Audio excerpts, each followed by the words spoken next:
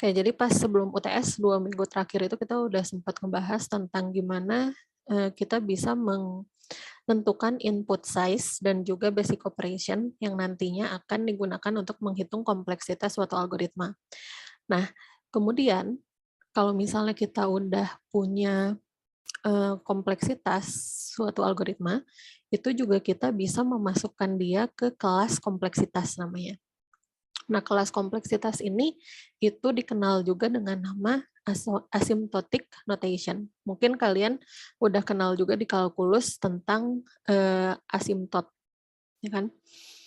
Nah, di sini untuk kompleksitas juga kita ada notasi yang berhubungan dengan asymptot itu. Oke, kita langsung mulai aja. Kita bahas tentang asymptotic notation. Untuk ini akan kita bahas di pertemuan ini semua, sepertinya sempat. Kita akan bahas tentang order of growth secara intuisi, dan kemudian kita akan membahas tentang notasi asimptotik. Ada 3 notasi asimptotik yang dikenal untuk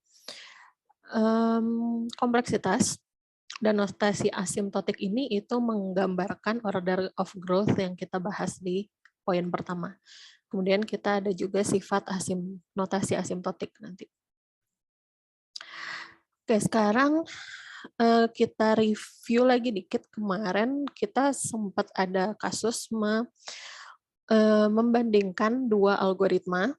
Kalau masih ingat, ada 2 algoritma, terus ada 2 mesin, dan kemudian kita coba simulasi, maksudnya hitung kira-kira running time-nya seperti apa sih algoritma A di dieksekusi di mesin 1 dan algoritma B dieksekusi di mesin 2. Dan ternyata di sana kita bisa lihat kalau waktu operasi basic operation itu tidak terlalu berpengaruh dalam penentuan running time. Makanya di sini kita lebih berfokus biasanya kepada si banyaknya kali si operasi dasar itu dieksekusi dalam suatu algoritma. Nah, misalkan di sini kita punya 2 algoritma, A1 sama A2. Di A1 itu misalkan kompleksitasnya itu adalah 0,01 n kuadrat. Bisa kita sebut juga sebagai suatu algoritma yang punya kompleksitas quadratic time, karena dia n kuadrat.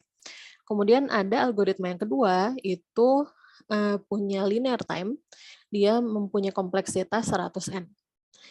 Nah, pertanyaannya, algoritma mana sih yang memberikan efisiensi yang lebih baik untuk ukuran input yang lebih besar? Dan seberapa besar sehingga dia bisa dikatakan lebih baik dari algoritma yang lainnya?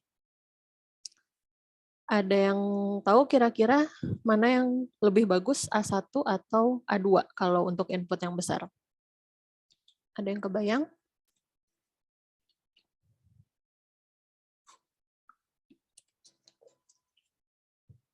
Di sini kalau kita lihat, untuk n kuadrat, pengalinya itu lebih kecil, tapi untuk n pengalinya lebih besar. Terus kalau misalkan saya hitung satu-satu aja, misalkan kalau n-nya 1, si algoritma 1 itu berarti jadi 0,01. Ketika n-nya 1, algoritma 2 jadi 100. Kalau di sini masih kelihatannya algoritma 2 yang lebih bagus. Tapi ketika saya punya n-nya itu 100.000 misalnya, 10 pangkat 5, berarti A1-nya itu jadi 0,01 dikali 10 pangkat 5 pangkat 2. Berarti jadi 0,01 dikalikan 10 pangkat 10. Jadi 10 pangkat 8. Sedangkan yang ini itu jadi 100 dikalikan 10 pangkat 5. Hasilnya jadi 10 pangkat 7. Berarti algoritma kedua lah yang lebih bagus. Karena yang kedua dia 10 pangkat 7, yang pertama itu 10 pangkat 8. Nah, Di sini kelihatan kalau semakin besar n-nya, berarti kan yang dikuadratkan itu semakin besar. Sedangkan di sini n-nya itu tidak perlu dikuadratkan. Jadi pada suatu titik tertentu, nilai n tertentu itu akan memberikan nilai running time atau nilai waktunya si algoritma kedua itu dijalankan itu lebih kecil daripada algoritma pertama. Nah, seberapa besar? Berarti di saat 0,01 n kuadrat itu lebih besar dari 100 n. Berarti karena kita punya 0,01 n kuadrat itu lebih besar dari 100 n, berarti di sini saya bisa bilang n kuadrat itu lebih besar sama-sama dibagi 0,01, berarti lebih besar dari 10.000 n. Artinya n itu lebih besar dari 10.000. Oke. Nah, di sini berarti untuk n yang lebih besar dari 10.000, saya bisa klaim kalau algoritma kedua akan lebih bagus daripada algoritma pertama. Karena si total waktunya itu akan lebih kecil pada akhirnya daripada total waktu eksekusi algoritma pertama. Oke, kalau ada yang mau nanya, silakan langsung interrupt aja ya, seperti biasa. Nah, jadi di analisis efisiensi ini, pada dasarnya kita bisa bilang kalau algoritma dengan waktu linear pada suatu titik atau eventually akan lebih efisien dibandingkan algoritma dengan waktu kuadratik. Walaupun ketika n itu kurang dari 10.000, dia mungkin nilainya memang jauh lebih besar pada akhirnya yang linear. Tapi setelah titik 10.000 itu, si algoritma dengan waktu linear akan terus lebih baik daripada yang punya waktu kuadratik. Nah, kata kunci yang ada di sini itu adalah eventual behavior. Eventually yang ada di sini. Kalau misalnya saya bandingkan lagi, yang waktunya linear, misalkan n aja, kemudian yang waktunya kuadratik, ada 0,1 n kuadrat, ada juga yang kuadratik juga, tapi dia lebih punya banyak penjumlahannya. Jadi di sini selain 0,1 n kuadrat, saya tambahkan juga dengan n dan juga 100. Kalau saya hitung waktunya, fn-nya berdasarkan n yang ada, di sini berarti kalau n-nya 10, 0,1 n kuadrat berarti jadi 0,1 dikali 10 kuadrat. Berarti jadi 0,1 kali 100, artinya saya punya 10 di sini. Yang kanan saya punya 120 karena kita tambahkan lagi dengan 100 dan 10 di sini. Oke. Kemudian kalau n-nya 20, saya hitung lagi 0,1 n kuadrat dan juga ditambahkan dengan n plus 100 di sini. Kemudian kalau saya cek n sama dengan 50, saya juga punya 0,1 n kuadratnya. Oh ya, kalau saya punya n-nya 100 juga saya jadi punya 0,1 n kuadratnya itu jadi sekian, dan kalau saya tambahkan dengan n dan 100 juga jadi sekian. Kemudian kalau saya punya n-nya 1000, bisa kita lihat di sini dua fungsi lainnya. Nah, di sini bisa kita lihat ketika saya punya n-nya itu 10, dia nilainya masih sama. Kalau yang sebelah kanan ini nilainya jadi lebih besar. Kemudian kalau saya punya nilai 20 n-nya, 0,1 n kuadrat ini dia udah kelihatan lebih besar. Dan ini makin besar lagi. Tapi makin lama, makin ke bawah, kalau kalian perhatikan di sini, perbedaan antara 0,1 n kuadrat dan 0,1 n kuadrat ditambah n ditambah 100 itu menjadi tidak terlalu besar. Kan di sini perbandingannya 12 kalinya. Di sini 4 kalinya. Di sini kurang dari setengahnya, kurang dari 2 kalinya, dan di sini mulai lebih sedikit lagi, kurang dari setengahnya. Dan di sini lebih dikit lagi. Hanya 1.100 kalau saya bandingkan dengan 100.000 yang ada di sini. Nah, apa yang bisa kita simpulkan di sini? Di sini bisa kita lihat kalau dimulai pada satu titik, lagi-lagi eventually, nilai kuadratik dari fungsi fn mendominasi fungsi tersebut, dan nilai lainnya itu tidak berpengaruh secara signifikan. Oke, jadi si 0,1n kuadrat ini pada akhirnya mendominasi si fungsi fn secara keseluruhan. Jadi n plus 100-nya ini jadi tidak terlalu signifikan nilainya. Kalau saya hitung makin besar lagi, nanti perbedaan antara fungsi 0,1n kuadrat dengan fn makin sedikit lagi. Oleh karenanya dalam penentuan kelas kompleksitas, kita hanya mempertimbangkan pangkat tertingginya saja. Jadi ketika kita punya fn seperti ini, yang kita pertimbangkan itu hanya 0,1 n kuadratnya aja. Karena eventually dia akan lebih mendominasi daripada penjumlahan n plus 100-nya. Oke. Nah, contohnya lagi misalkan saya punya fungsinya itu 5n kuadrat ditambah 100n ditambah 20. Nah, di sini kita bisa lihat pangkat tertingginya itu n kuadrat. Makanya saya bisa bilang dia itu adalah fungsi yang mempunyai orde n kuadrat. Oke, jadi kita lihat aja pangkat tertingginya seperti apa.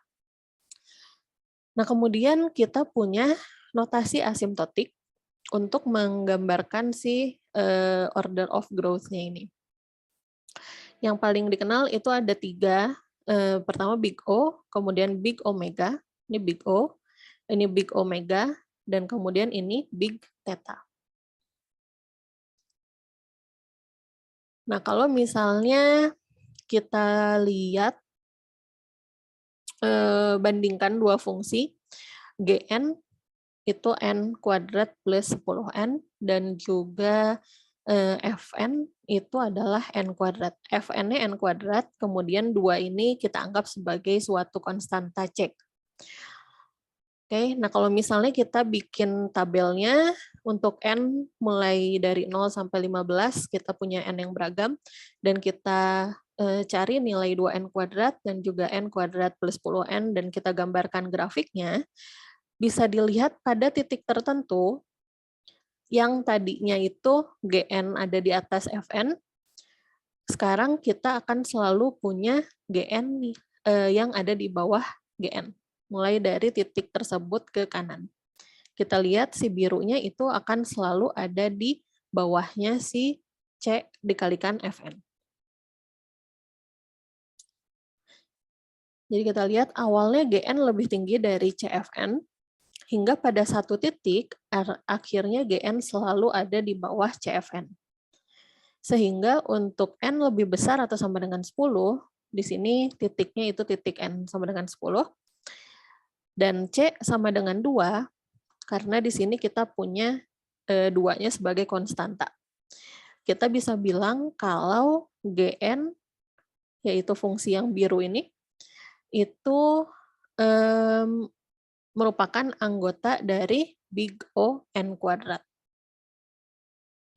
Karena pada suatu titik tertentu, si Gn ini akan selalu ada di bawah suatu konstanta dikalikan n kuadrat. Atau secara belum, definisi formalnya slide selanjutnya. Di big O dan notasi asimptotik lainnya itu dikastakan dapat memperlihatkan sifat asimptotik dari suatu fungsi karena mereka hanya menjelaskan apa yang terjadi setelah satu titik tertentu. Oke, jadi untuk big O ataupun nanti big theta ataupun big omega nantinya, kita hanya menjelaskan apa yang terjadi setelah suatu titik tertentu. Ya, dari sini dan terus ke atas lagi, kita akan menjamin kalau si garis biru ini akan selalu ada di bawah garis yang hitam. Dan kalau misalkan kita punya big O yang kita bicarakan itu adalah suatu fungsi GN akan selalu ada di bawah atau sama dengan fungsi Fn dikalikan dengan suatu konstanta. Jadi kayak tadi, GN-nya kita punya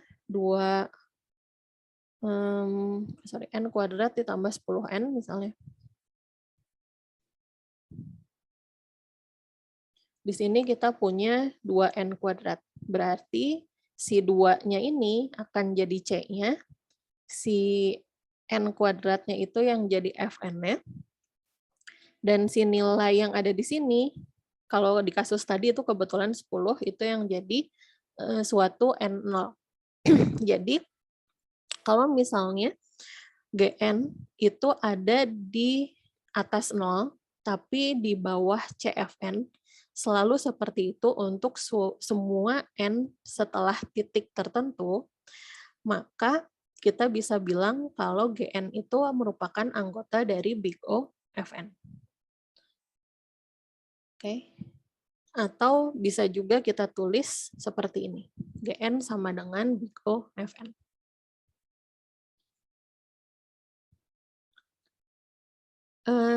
Contohnya misalkan saya punya suatu fungsi 100n ditambah 5.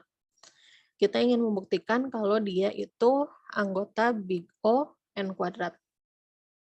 Berarti di sini saya ingin membuktikan kalau 100n ditambah 5, si GN itu akan selalu lebih kecil atau sama dengan suatu C dikalikan N kuadrat untuk semua N yang ada di atas atau sama dengan suatu N0. Ke N0 ini integer, C ini koefisien. Jadi C bisa saja bukan integer. Tapi kalau N0 itu harus integer.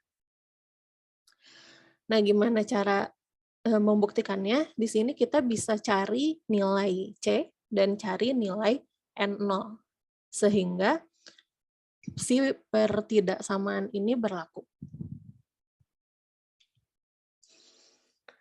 Oke, cara carinya, di sini kita punya 100N ditambah 5.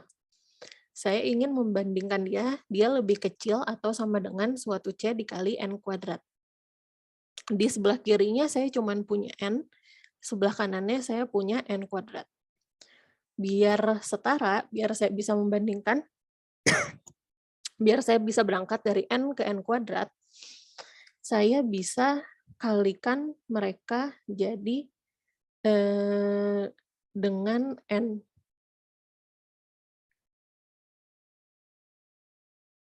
Misalnya, kalau saya kalikan mereka dengan N, berarti pasti hasilnya itu pasti akan lebih kecil atau sama dengan. Tapi hanya untuk N-nya minimal 1. Kenapa 1? Karena kalau saya punya 0 N-nya, ini jadi 5, ini jadi 0. Jelas pertidaksamaannya tidak berlaku. Sedangkan kalau saya kalikan dengan 1 atau kalikan dengan 2, kalikan dengan 3, dan seterusnya, pasti nilai yang ada di kiri ini akan jadi lebih kecil daripada hasil perkalian 1, 2, 3, atau seterusnya dengan bilangan tersebut. Oke. Tapi ini kita masih punya 5N. Kita bisa tulis juga dia itu lebih kecil atau sama dengan 100N kuadrat ditambah 5N kuadrat. Dan karena kita baru bicara tentang N lebih besar atau sama dengan 1, ini juga akan berlaku untuk N berapapun minimal 1. Dan kalau 5N-nya, saya punya 5N, terus 5N-nya itu saya kalikan dengan 1, 2, 3, ataupun 4, ataupun seterusnya, pasti saya akan mempunyai nilai yang lebih besar. Sehingga di sini saya punya 105 N kuadrat dengan N lebih besar atau sama dengan 1. Artinya, saya punya pertidaksamaan 100N plus 5 itu lebih kecil atau sama dengan 105N kuadrat untuk N-nya minimal 1. Berarti saya udah punya nilai C dan nilai N0. Jadi, C itu 105 dan N0-nya itu 1. Oke, jadi dengan kita bisa buktikan kalau 100N plus 5 lebih kecil dari Cn kuadrat untuk semua N minimalnya N0. Ada yang mau ditanyakan di sini?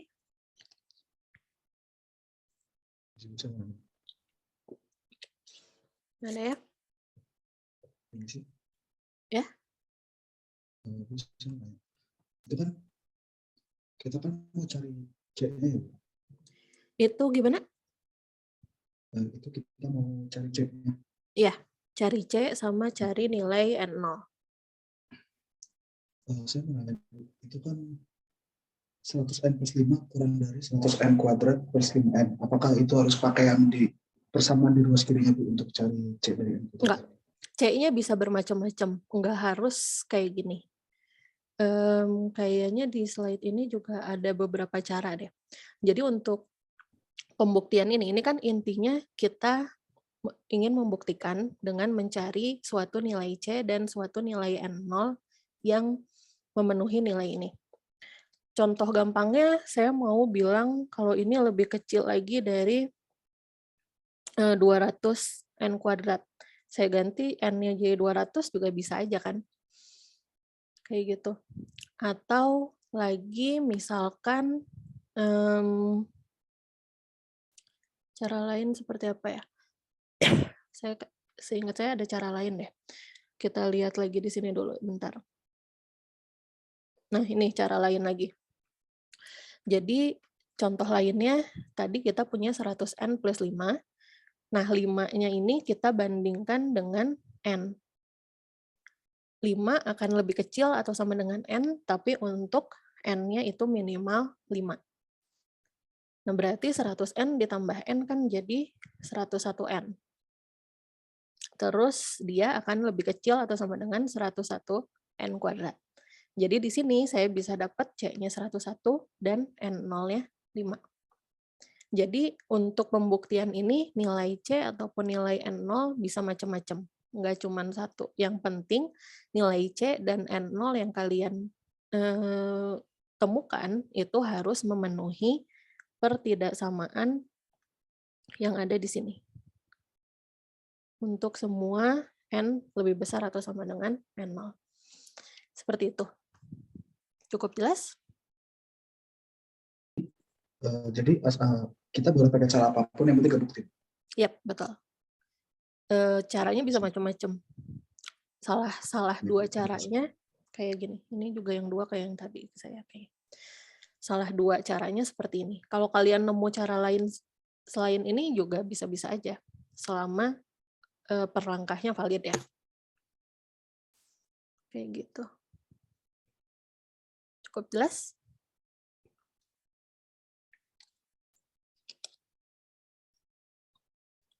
Ada pertanyaan lagi? Oke, ini contoh lainnya. Untuk nomor yang saya kasih panah biru itu akan kita bahas bareng. Untuk nomor 3, 5, 6, 8, 10 itu akan jadi tugas kalian ya, PR. Udah saya tambahkan di LMS juga. Oke, sekarang kita coba bahas satu-satu dulu. Untuk yang dikasih panah biru.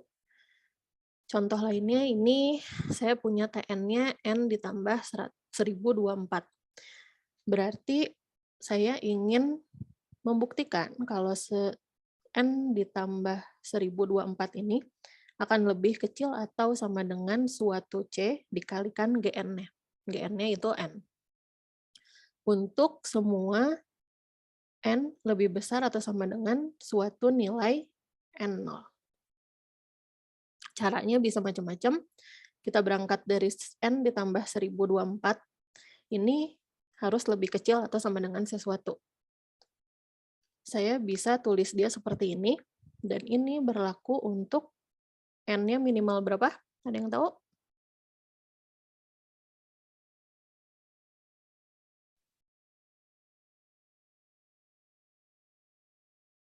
Ada yang tahu? 1024. Yes, 1024. Karena di sini saya N-nya tetap sama, tapi 1024 saya klaim lebih kecil dari N. Berarti N-nya itu minimal 1024. Dan ini itu 2N, berarti saya udah punya nilai C-nya yaitu 2, dan N0-nya itu 1024. Oke, jadi saya bisa bilang C-nya 2 dan N0-nya itu adalah 1024. Atau cara lain juga bisa N ditambah 1024, itu saya bisa klaim dia lebih kecil atau sama dengan 1024 N. Kalau ini berarti N-nya berapa? N-nya minimal berapa?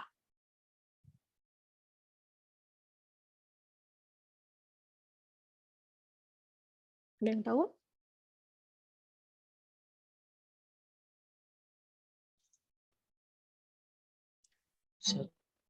Iya, betul. Fadel. 1. Karena kalau saya punya N-nya 0, ini hasilnya jadi 1024, yang kanan jadi 0. Jadi kan nggak berlaku ya. Sedangkan kalau saya punya N-nya 1, berarti di sini saya punya 1025, di sini juga saya punya 1025.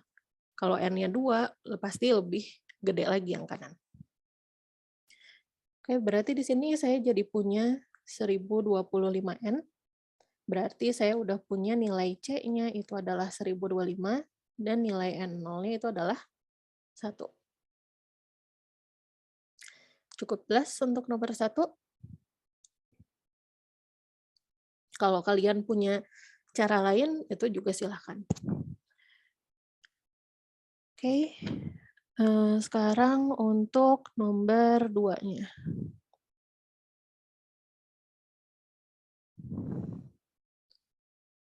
Nah, kalau yang ini, 1 tambah 2 tambah 3 dan seterusnya sampai N. Saya ingin membuktikan kalau ini lebih kecil atau sama dengan C kali N kuadrat untuk semua N lebih besar atau sama dengan suatu nilai N0. Ada yang punya ide diapain?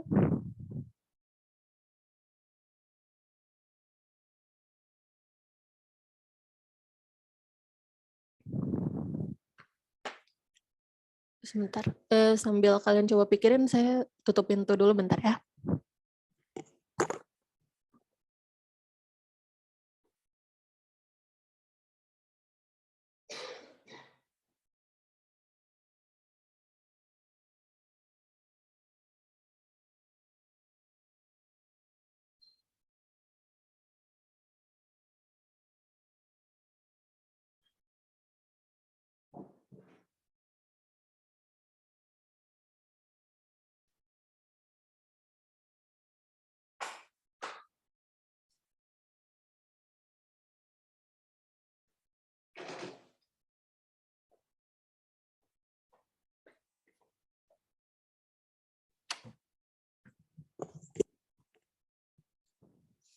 Ada yang punya ide diapain?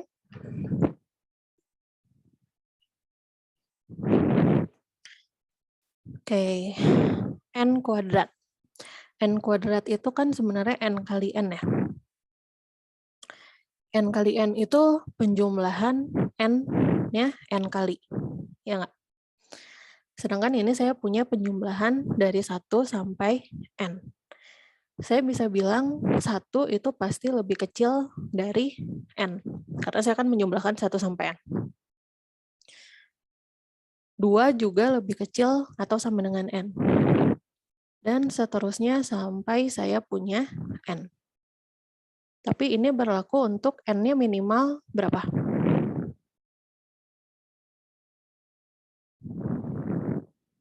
Ada yang tahu?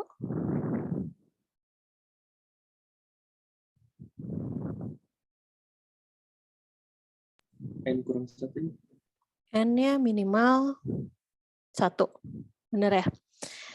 Jadi karena di sini kan kalau N-nya 0 jelas yang kirinya jadi nggak ada 0. Berarti N0 juga bisa ya.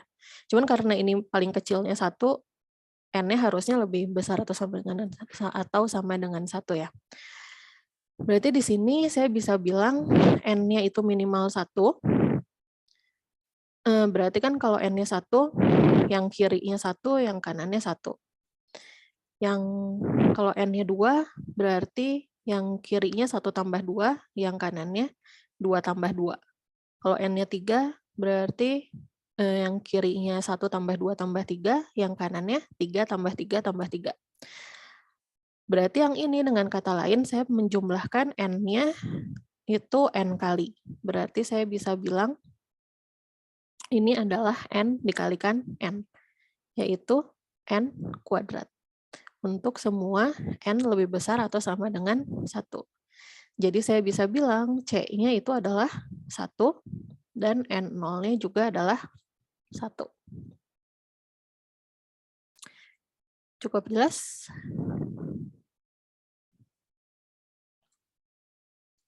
Silakan kalau ada yang mau catat dulu atau foto dulu.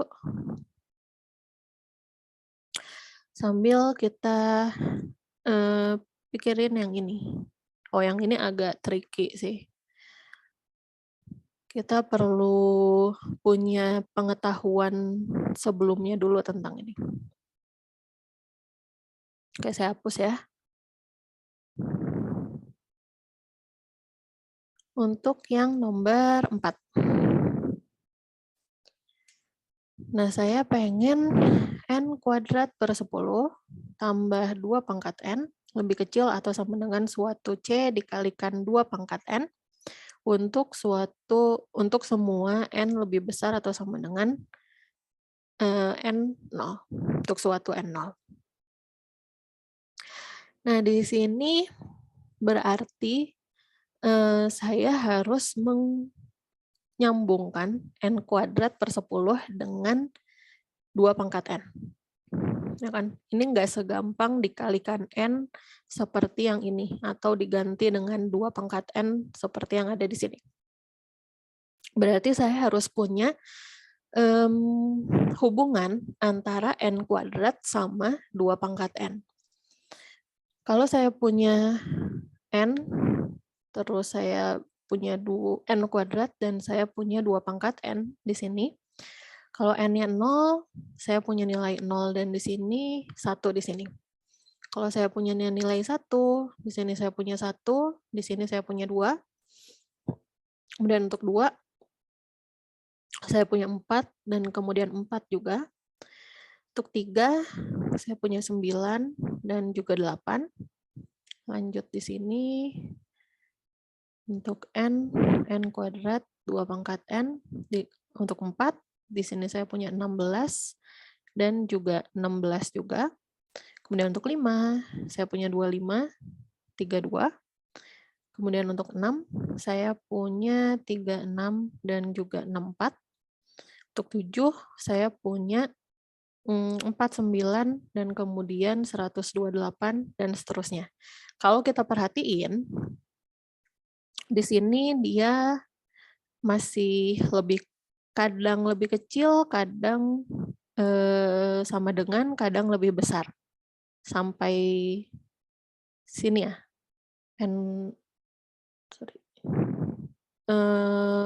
Di sini masih N kuadratnya itu lebih besar. Kita pengennya hubungan N kuadrat itu lebih kecil dari 2 pangkat N. Di sini dia udah mulai lebih kecil. Makin N-nya makin besar, jelas penambahan 2 pangkat N itu lebih besar lagi daripada N pangkat 2 kalau kita lihat dari sini. Sini kan sama. Di sini cuma beda 7. Di sini bedanya 28 besar. Di sini bedanya udah hampir 80, lebih besar lagi. Kalau kita lihat N sama dengan 8, makin jauh lagi perbedaan N kuadrat sama 2 pangkat N. Berarti kita bisa lihat kapan sih dia mulai lebih besar atau sama dengan.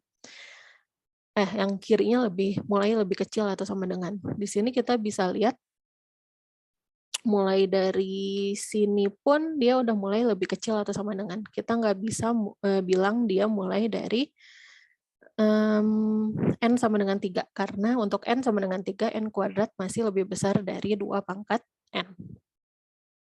Oke, berarti saya bisa tahu dari sini kalau N kuadrat itu akan lebih kecil atau sama dengan 2 pangkat N untuk N itu minimalnya nilainya adalah 4.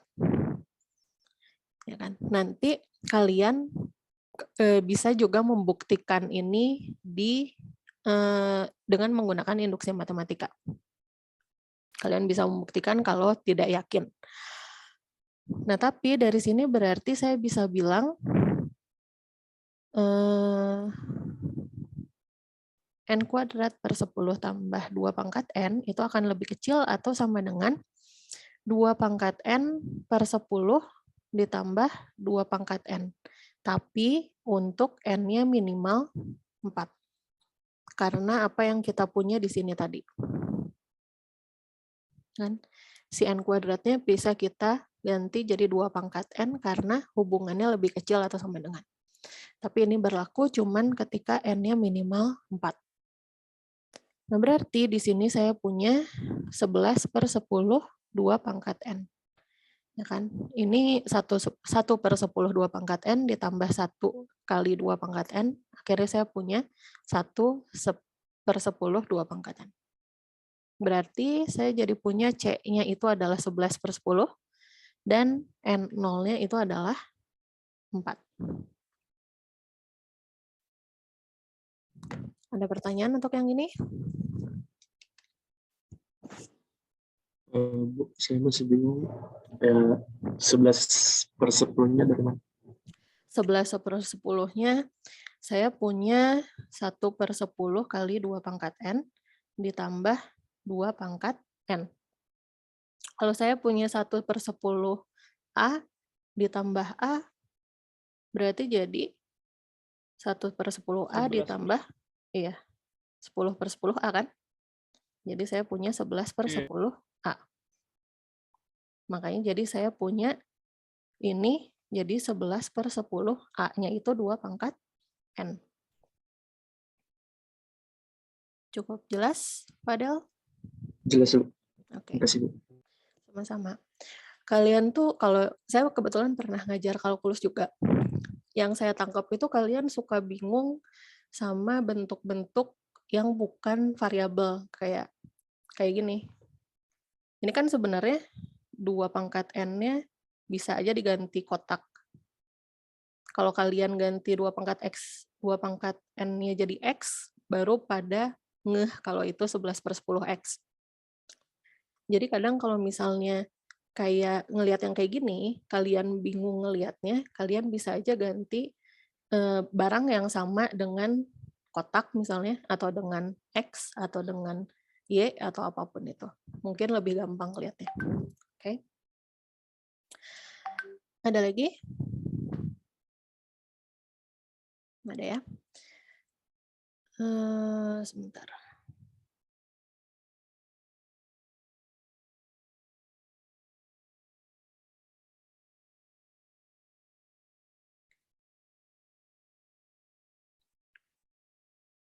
Sambil pikirin yang nomor 7 ya. Itu ada logaritma.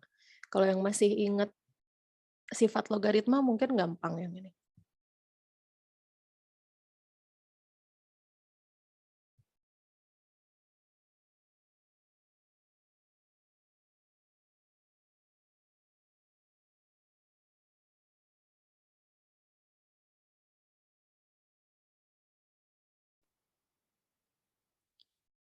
Oke. Ini kalau yang tahu sifat logaritma mungkin bisa langsung tahu C-nya berapa, N0-nya berapa. Ada yang tahu nggak? Minimal C-nya. Ada yang tahu? 3. Iya, betul. N0-nya ada yang tahu?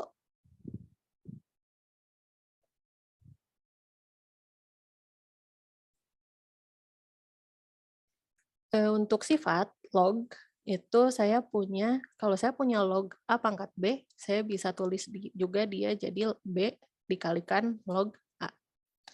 Kan sebenarnya saya juga suka nggak apal sama sifat-sifat kayak gini, cuman saya biasanya itu ingat definisi dari log. Log A itu artinya 10 pangkat berapa sehingga hasilnya jadi A. Ya kan? 10 pangkat berapa hasilnya jadi A, berarti kalau saya punya log A pangkat B, berarti 10 pangkat berapa yang hasilnya jadi A pangkat B. Berarti B-nya itu bisa kita nggak peduliin dulu aja, nanti hasilnya baru kita kalikan B. Ini kan kayak misalnya log 10, itu kan 1. 10 pangkat berapa yang hasilnya jadi 10. Ya berarti 10 pangkat 1 kan. Kalau saya punya log 10 pangkat 4, berarti ya jelas 10 pangkat 4 hasilnya 10 pangkat 4.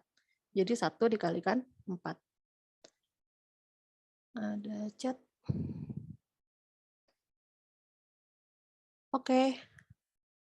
Untuk Adam kalau mau live duluan silahkan.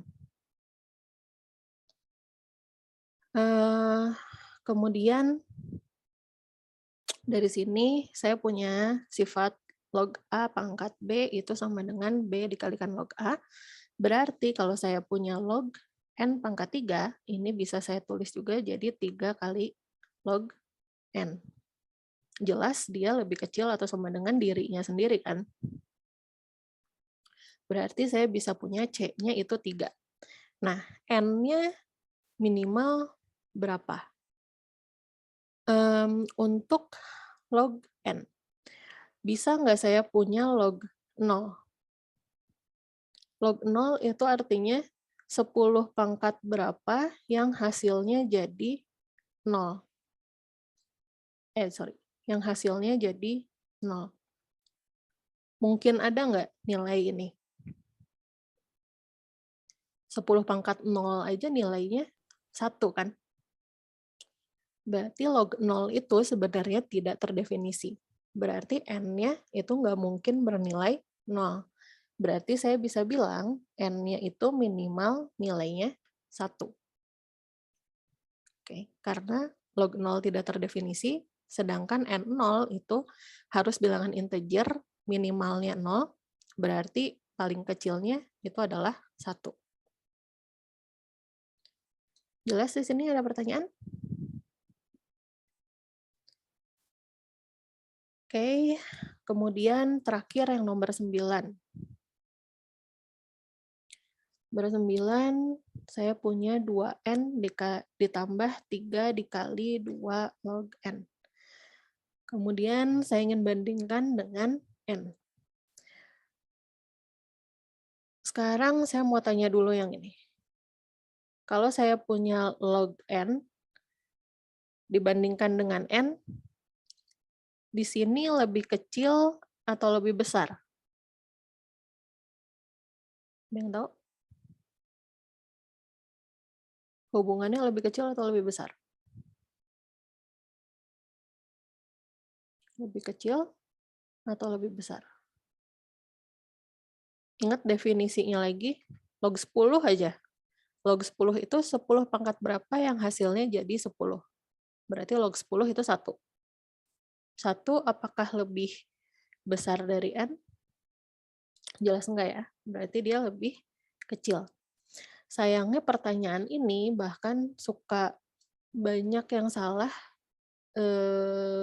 bahkan ketika saya ngajar strategi algoritma. Padahal harusnya kan udah lulus KA ya. Jadi perlu diingat kalau log N itu lebih kecil dari N.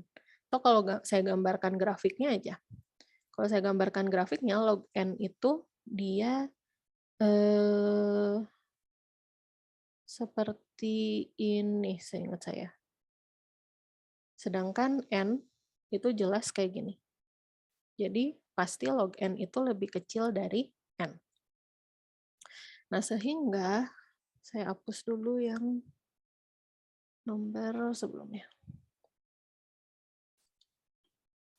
Sehingga saya punya kalau 2n ditambah 3 dikalikan 2 dikali log n, ini akan jadi 2n ditambah 6 log n.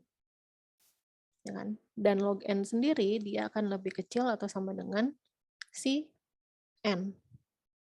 Sehingga saya bisa punya nilainya adalah 8n, berarti C-nya itu adalah 8.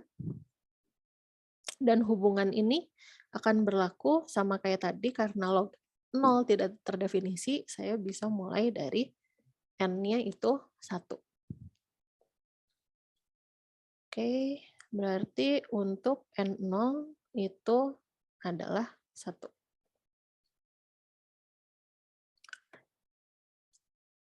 Ada pertanyaan untuk yang ini?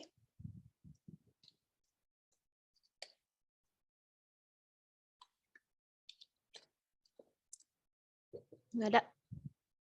Oke, sekarang kita pindah ke notasi yang lain.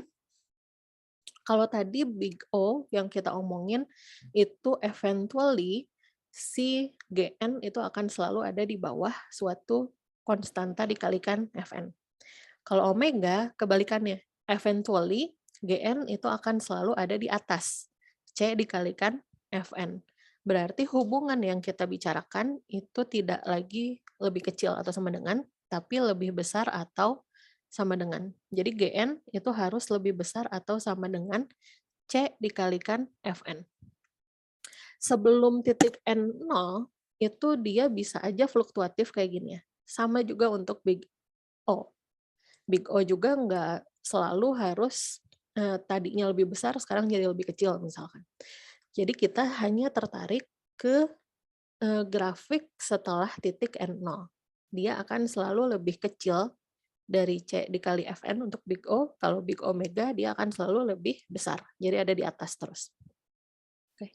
Jadi perlu diingat Big O itu lebih kecil hubungannya, kalau Big Omega itu lebih besar. Pembuktiannya sama aja. Di sini saya ingin membuktikan kalau n pangkat 3 tapi berarti lebih besar atau sama dengan suatu C dikalikan n kuadrat untuk semua n lebih besar atau sama dengan n0. Kalau ini kan jelas ya, n pangkat 3 pasti lebih besar atau sama dengan n kuadrat. Dan ini akan berlaku untuk semua minimal 0 pun udah berlaku. Ya kan?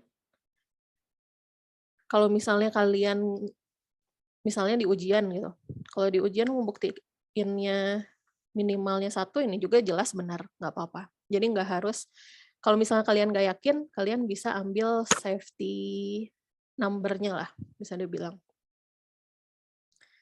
Oke, tapi ini sebenarnya berlaku untuk n-nya minimal 0.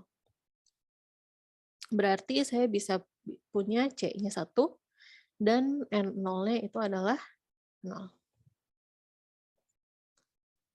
Cukup jelas yang ini ya?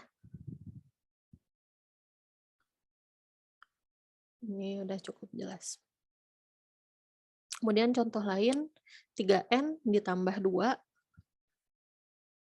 Saya ingin buktikan kalau dia lebih besar atau sama dengan suatu C dikalikan n. Untuk semua n minimalnya itu adalah suatu n0. Ini juga lebih gampang sebenarnya kadang untuk omega ini kalau kita punya hubungan plus, berarti jelas dia lebih besar daripada 3n-nya itu sendiri kan. Kalau kita hilangkan plus 2-nya, pasti kita jadi punya nilai yang lebih kecil. Cukup jelas di sini ya. Dan ini akan berlaku untuk n berapapun. Tapi karena kita berbicara tentang n0 yang minimalnya itu 0, berarti kita punya nilai paling kecilnya itu 0. Berarti saya bisa punya C-nya itu 3, dan N0-nya itu adalah 0. Cukup jelas ini.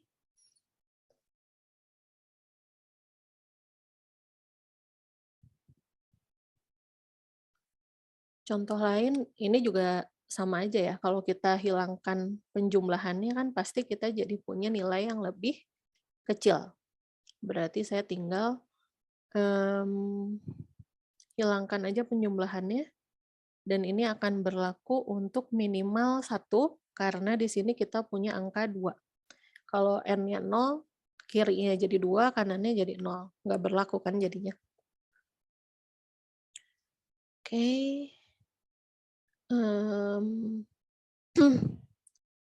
Dan kemudian di sini jadi kita bisa bilang kalau si fungsi yang kita punya itu ada di big omega n kuadrat. Cukup jelas yang di sini? Oke, next-nya notasi selanjutnya itu adalah big theta. Kalau big omega itu grafik di eventually setelah suatu titik, grafik GN itu akan selalu di bawah C kali Fn. Kalau big omega itu ada di atas, kalau big theta itu ada di tengah-tengah. C dikalikan Fn dengan C lain dikalikan Fn. Berarti artinya bisa kita bilang kalau suatu GN itu ada di big O Fn, dan dia juga ada di big omega Fn, berarti kita bisa bilang dia ada di big theta Fn. Oke. Karena ini kan yang sebelah sini artinya dia ada di big O Fn. Yang sebelah sini dia artinya ada di big omega Fn. Berarti bisa kita bilang suatu fungsi kalau dia ada di big O Fn dan juga ada di big omega Fn, maka dia ada di big theta Fn juga. Contohnya, saya ingin membuktikan kalau setengah N dikalikan N minus 1 itu ada di big theta N kuadrat. Berarti saya harus buktikan dia ada di big O dan juga dia ada di big omega N kuadrat. Pertama, saya di sini buktikan, ya ini untuk big omega-nya, ini untuk big O-nya. Bisa di satu-satu dulu aja, misalnya saya mau yang big O-nya dulu, berarti, yang ini enggak deng, yang ini big omega-nya dulu ya.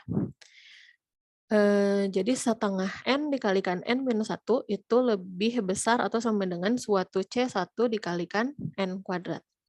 Berarti di sini saya uraikan dia dulu, kemudian saya ingin dia lebih besar atau sama dengan sesuatu. Kalau tadi penjumlahan itu gampangnya kita hilangin aja penjumlahannya, dia pasti lebih besar daripada ketika kita setelah menghilangkan jumlahannya kan.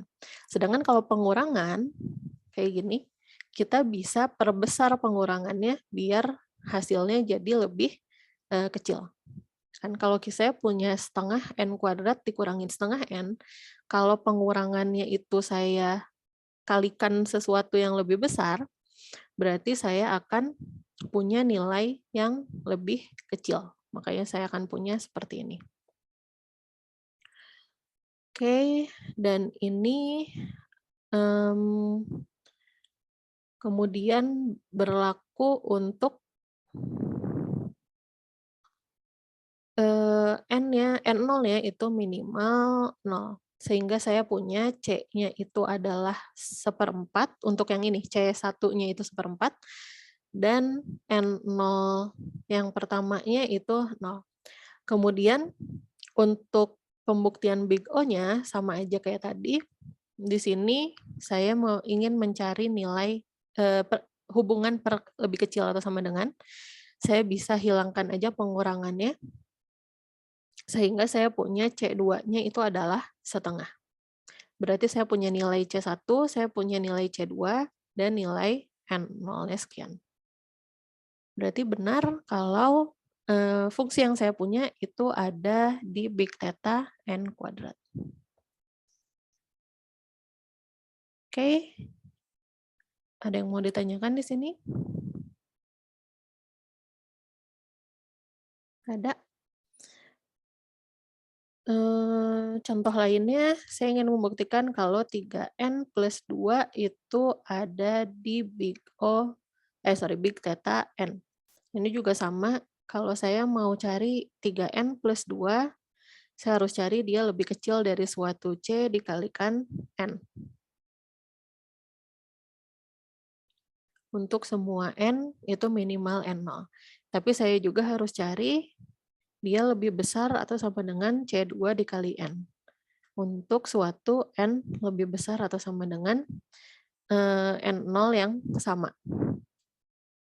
Oke, nah di sini saya bisa punya 3n plus 2 itu jelas lebih kecil atau sama dengan 3n plus n misalnya. Ini berlaku untuk semua n minimalnya 2. Oke, karena di sini yang kita klaim 2 itu lebih kecil atau sama dengan n. Berarti n-nya minimalnya 2. Kemudian berarti saya berbicara tentang 4n di sini. C1-nya itu adalah 4. Kemudian untuk yang bawahnya, di sini 3n plus 2 pasti lebih besar atau sama dengan 3n itu sendiri.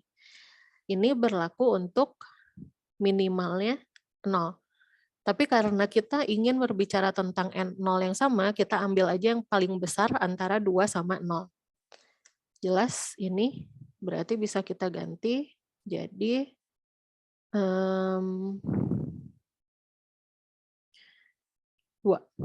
Ini yang juga akan berlaku kan. Kemudian di sini berarti saya punya C1-nya itu adalah 4, C2-nya itu adalah 3, dan N0-nya itu adalah 2. Atau kalau misalnya ingin diingat pas kita buka catatan lagi, kita bisa tulis seperti ini. Maksimum antara 0 sama 2.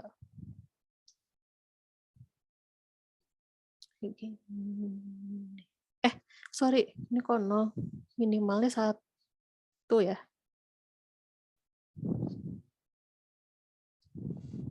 Karena kan kalau 0 yang kirinya jadi 2, yang kanannya jadi 0. Sedang sorry. Ya benar 0. Tetap berlaku ya. Karena lebih besar atau sama dengan. Oke, ada pertanyaan untuk yang ini? Jadi intinya kita cek apakah dia lebih dia di big O dan dia di big omega juga atau enggak.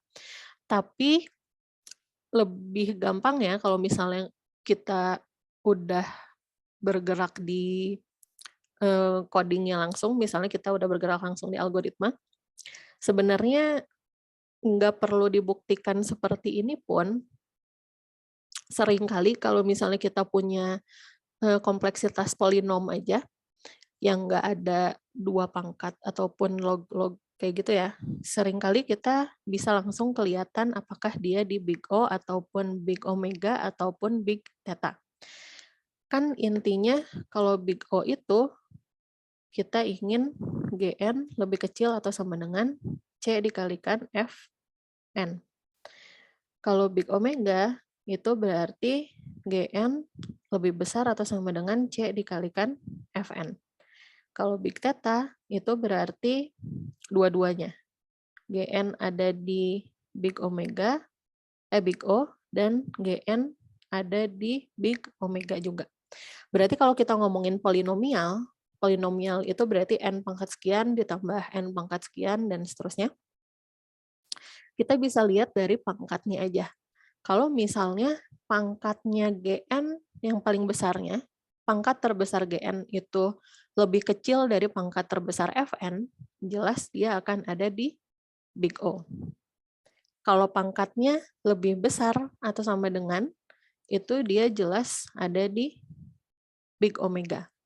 Kalau pangkat terbesarnya Gn itu sama dengan pangkat terbesarnya Fn, maka dia akan ada di big theta. Kalau sekilas dari sini, berarti nomor 1 ini benar atau enggak kira-kira?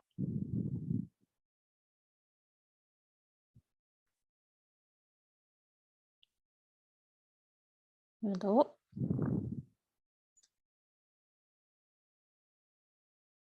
Gn lebih kecil atau sama dengan C dikalikan Fn, ini berarti big omega.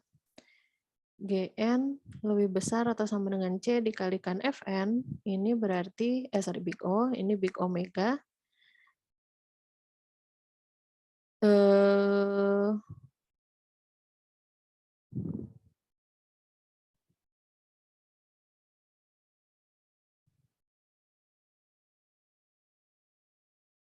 Kalau dari dua ini, berarti Gn itu ada di big theta.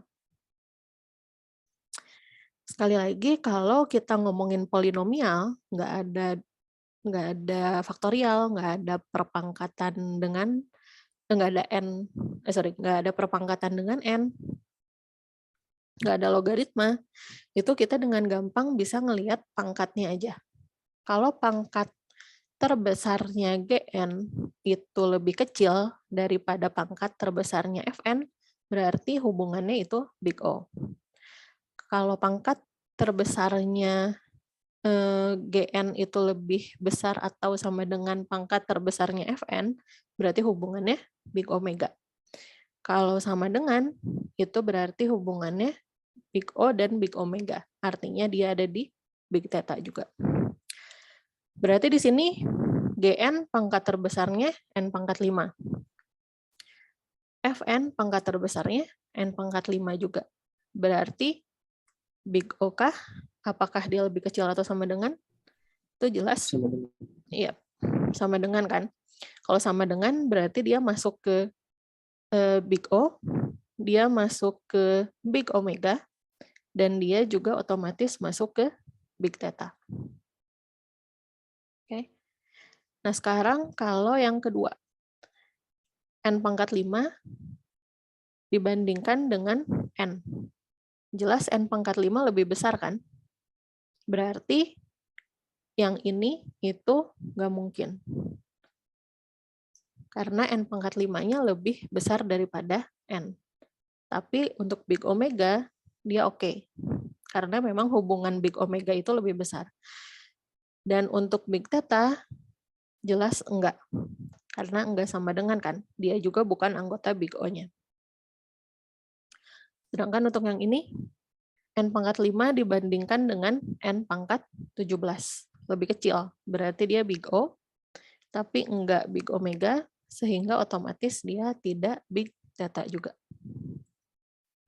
Untuk pembuktian lebih formalnya pakai cara yang tadi, tapi kalau kalian cuman pengen tahu tanpa pembuktian formal, itu untuk polinom bisa jelas kelihatan, gampang. Oke, ada pertanyaan di sini? Ada ya. Nah, ini ada beberapa sifat notasi asimptotik untuk mempermudah kita mencari suatu kelas asimptotik dari suatu time complexity. Jadi di sini kalau saya punya F1N dan juga F2N, dan masing-masing kita udah tahu dia ada di big O suatu G1 dan G2N.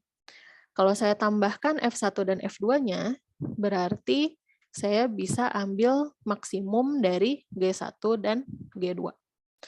Contoh sederhananya kayak saya punya 10N pangkat 2 ditambah 5N misalnya. 10N pangkat 2 kan jelas ada di big O(N) kuadrat kan. 5N itu jelas ada di big O(N). Karena dia sama dengan berarti kita bisa masukin ke big O ya.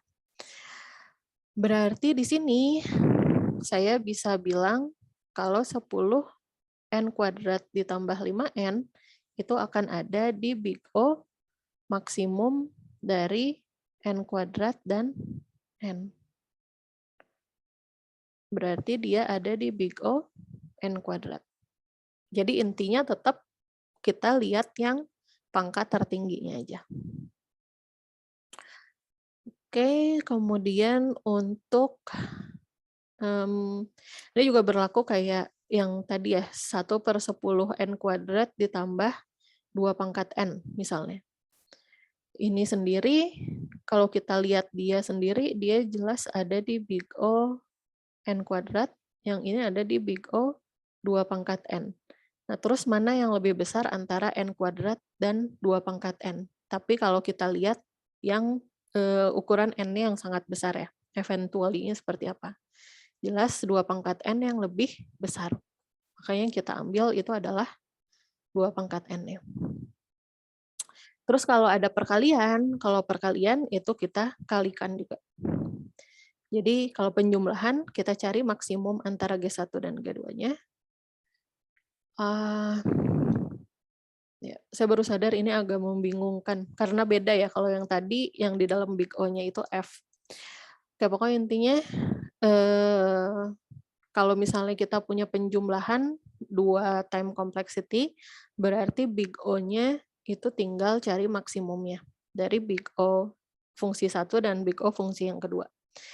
Kemudian kalau saya punya perkalian, berarti tinggal saya kalikan si fungsi big O yang pertama dan juga yang keduanya. Dan ini juga berlaku untuk notasi yang lain, untuk big theta dan ataupun big omega. Nah, sebenarnya ini maksudnya big theta seperti ini ya. Sebenarnya selain 3 notasi tadi, itu ada juga, kenapa dia namanya big O dan big omega, karena ada juga yang namanya small o dan small omega, seperti ini. Tapi ini sangat jarang dipakai. Untuk small o itu bedanya, kita nggak melihat persamaannya. Jadi persamaannya kita hapus, kayak gitu. Tapi 2 ini itu jarang dipakai dan nggak akan kita pakai juga, tapi nice to know aja. Ada notasi lainnya yaitu small o dan juga small omega. Jadi yang perlu diingat itu big O, dia analoginya adalah hubungan lebih kecil atau sama dengan. Kalau big omega itu hubungan lebih besar atau sama dengan, dan big theta itu hubungan sama dengan. Kita lihat si pangkat terbesarnya lebih besar, lebih kecil, atau sama dengan. Dan kalau kita gambarkan diagram Venn-nya, ini berarti kalau saya punya big O, kemudian saya punya big omega, kalau dia ada di dua-duanya, berarti ada di irisannya, itu berarti dia ada di big theta. Dan kalau misalkan dia tidak sama dengan, itu saya bisa bilang dia ada di small o, dan kalau dia tidak sama dengan juga saya bisa bilang dia ada di small omega. Nah, ini nama-nama beberapa fungsi yang sering dipakai untuk Fn-nya, untuk yang ada di dalam big O-nya itu. Jadi kalau saya punya Fn-nya itu adalah suatu konstanta tetap C, misalnya Fn-nya 1 atau 2 atau 3. Nah, itu disebut fungsi konstan.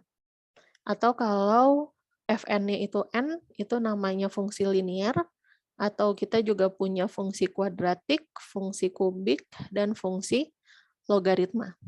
Nah, kadang logaritma ini bisa macam-macam, bukan logaritma 10 aja. Log Bn ini kalau misalnya ada yang lupa, log Bn ini kalau tadi kita punya log N ini artinya 10 pangkat berapa yang hasilnya jadi N. Nah, kalau log Bn ini berarti B pangkat berapa yang hasilnya jadi N. Kayak gitu ya. Nah, ini namanya fungsi logaritma. Kemudian ada juga fungsi N log N. Jadi logaritma tapi kita kalikan lagi dengan N. Ada fungsi polinomial, dan D ini biasanya disebut sebagai derajat polinom.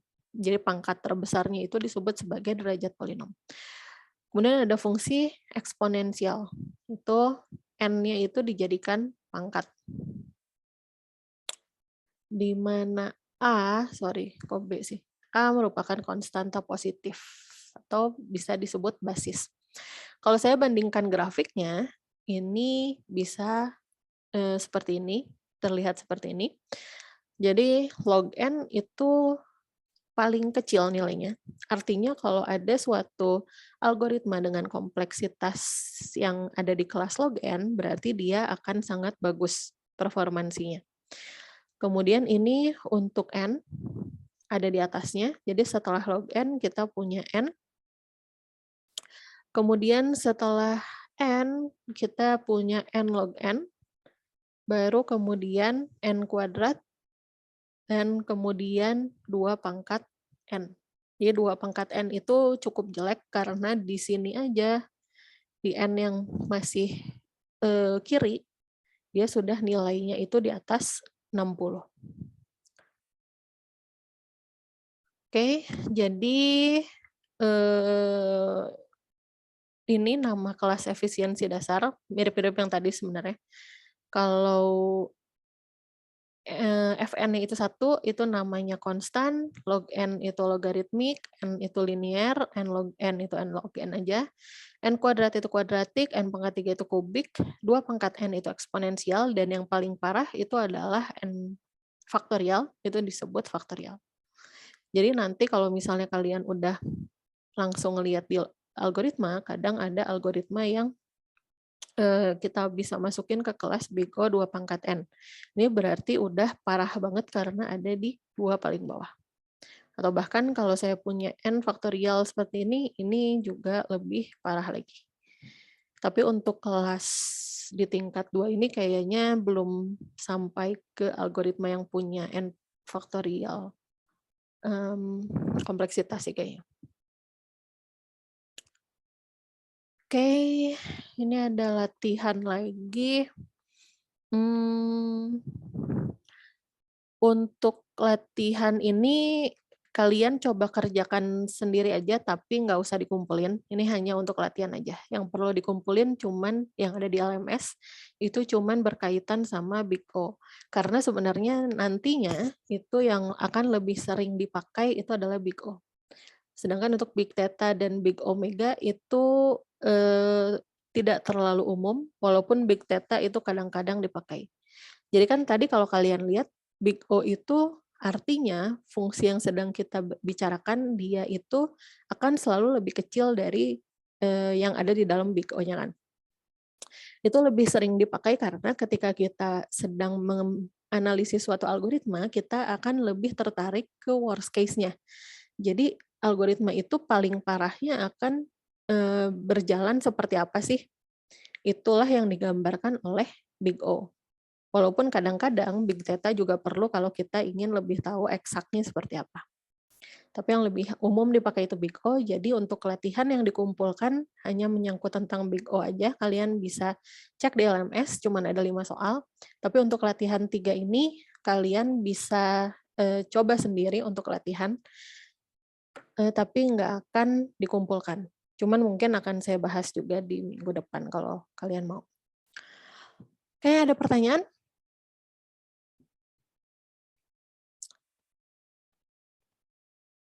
Oke, kalau nggak ada silahkan kerjakan tugasnya. Masih ada beberapa menit lagi. Dan kita ketemu lagi minggu depan, akan membahas yang lebih ke algoritmanya nanti di minggu depan. Oke, terima kasih semuanya. Assalamualaikum. Terima kasih. Waalaikumsalam. Terima kasih, Bu. Sehat selalu.